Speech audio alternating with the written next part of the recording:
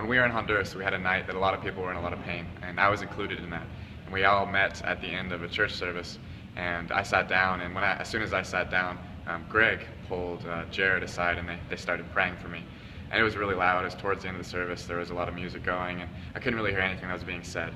But I did hear one thing that Jared said, and he prayed that sometimes we don't ask for things that we think are too small because we're afraid of disappointment.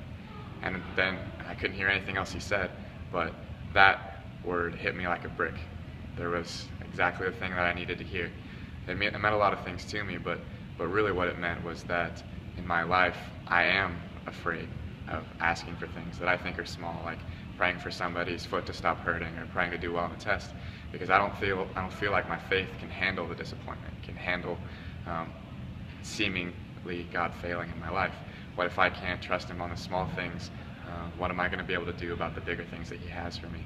And that does give me fear of asking for things because of disappointment, and I don't ever need to have that fear. And as soon as he said that, that just rang through in my spirit.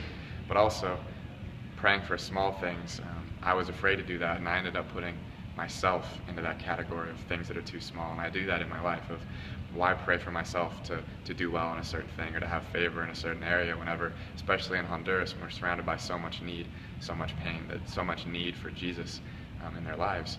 But God was trying to tell me that I am not small.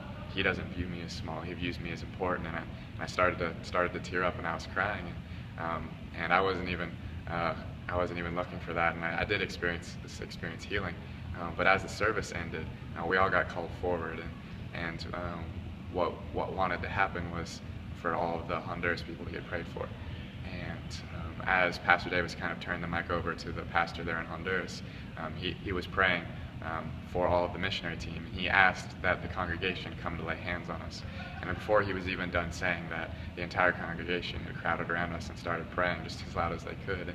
And that was exactly what I needed. That was amazing to me, because God was showing that at the drop of a hat, He could surround me with people that cared about me, that loved me, that wanted all the best things for me without even knowing who I was, without knowing anything about me. And God wanted to show how much He cared about me, wanted to show how important He was to me, that I'm not a small thing to Him, that He can surround me with people that have no idea who I am just because it's Him, it's His power.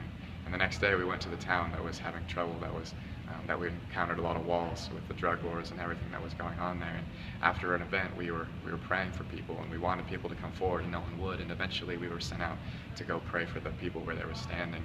And there was a man there who was one of the people that came from outside, one of the members of the gang. He had his pants rolled up and everything in the gang for his gang sign. I went up behind him, I just put my hand on his back, and I just stood there for a long time. The event was still going on. Pastor Davis was still speaking, and eventually their pastor was still speaking. I just stood there for a long time with my hand on his back, and eventually the pastor did come and speak directly to that man, but there wasn't any change. And eventually that pastor got up and he moved on, he left. But I still stood there. I didn't feel any movement to move on. I didn't feel like I needed to look for something else. I just stood there, and eventually I started praying, and I was praying in English. And I was praying for him that he would experience God's power, that Jesus would be Lord in his life, and there was nothing. He just stood there. And eventually I felt the direction to pray for him to feel what I felt the night before. And as he was standing there, he just started crying, just like I did the night before. And it was amazing, because there wasn't anything I said. I was talking in English, he had no idea, but the Spirit was moving in him. And afterwards I spoke to him in Spanish. I said, what you're feeling is God's love, that He loves you. He loves you yesterday, He loves you today, He'll love you forever. He loves you more than any person ever would, more than I do, more than your mom does, more than anyone can. And after that I asked him, I was like, do you want to receive Jesus? And he said no. And that was hard, because he got a glimpse of what Holy Spirit has.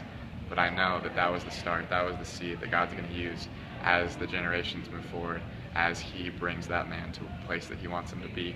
God's going to use that. And I don't get to see it, and I don't have to, because I know God's there, God's active, and God's going to continue to bless that town. Thanks.